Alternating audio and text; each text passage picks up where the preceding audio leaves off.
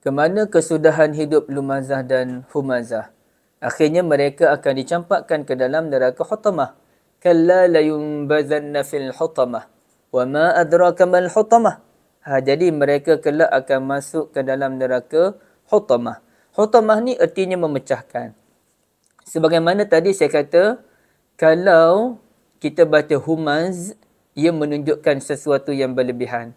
Tambah pula tamarbutah di belakang, humazah, lagi-lagilah menunjukkan sesuatu yang berlebihan. Sama juga dengan neraka Hutamah. Yang asalnya Hatamah artinya memecahkan. Bila kita baca Hutam, artinya sangat-sangat memecahkan. Tambah lagi tamarbutah di belakang Hutamah, ia menunjukkan neraka itu memang sudah terbiasa memecahkan, menghancurkan, membinasakan sesiapa sahaja yang dicampakkan ke dalamnya. Jadi neraka Hutamah itu disebutkan oleh Allah Azza wa Jal Narullahil Muqadah. Api Allah yang dinyalakan.